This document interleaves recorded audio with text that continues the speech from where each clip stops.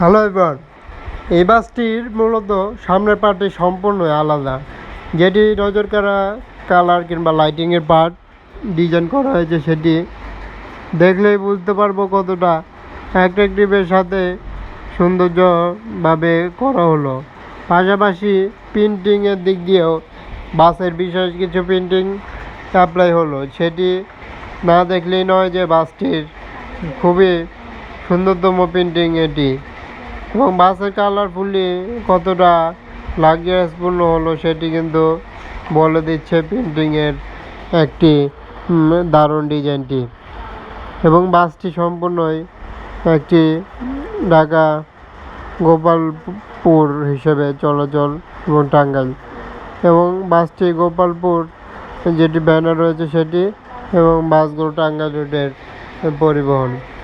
পরিবহনের আরও বিশেষ কিছু কালার যেটি সেটি নিয়ে কথা বললে দেখতে পাচ্ছি বাসের সাইড কালারগুলোতে এভাবেই একটি কারুকার্য প্রিন্টিং কিন্তু হয়েছে।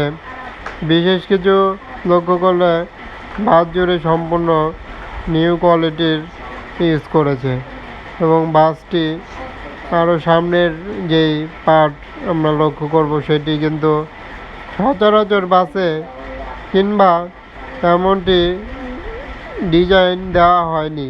লাইটিংয়ের দিক দিয়ে নন এসি বাসে এমনটি ডিজাইন দেখা যায়নি যেটি বাসটিতে হয়েছে, এবং লাইটিংয়ের ক্ষেত্রেও ঠিক তেমনটা ইউজ করেছে। দিনের আলোতে বাসটি কতটা ঝলমল করছে, এবং রাতে আলোতে খুবই আলোকিত করবে রোড। এবং এই পরিবহনটির বলা যায় কালার এবং বাসটির লাইটিং ডিজাইন পার্ট খুবই ভালো লাগলো, এবং বাসটি দেখতেও অনেকটা ভালো দেখা যাচ্ছে, যা বাসটির সৌন্দর্যের ক্ষেত্রেও অনেক অংশে দেখা গেল। তবে বাসটির এভাবে সামনের পার্ট একটি হীন লোগো সহ কালারগুলো ইউজ করলো। এখন যেটি বাসের প্রিন্টিংয়ে ইউজ করেছে সেটি কিন্তু দেখতে পাচ্ছি এভাবে কিছু কিছু জায়গায় এভাবে নতুন কালারগুলো ফুটানোর চেষ্টা করলো বাসের বডির ফিনিশিংয়ে।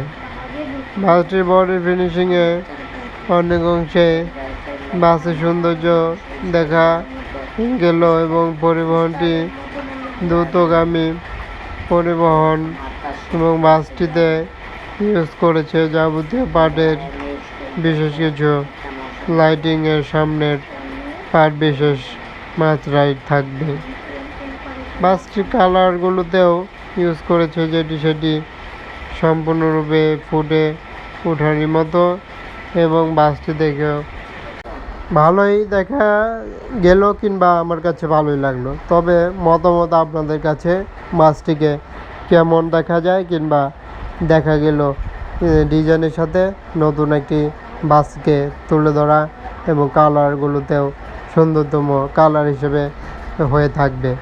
ততক্ষণ পর্যন্ত আপনারা কমেন্টে জানাতে পারছেন যাবতীয় মতামত কিংবা সকল আপডেট বাসের চ্যানেলটিতে পেতে সাথেই থাকুন, চ্যানেলটি সাবস্ক্রাইব করে, এবং কমেন্টে মতামত বলবেন। অসংখ্য ধন্যবাদ জানিয়ে এখানে শেষ করতে চললাম।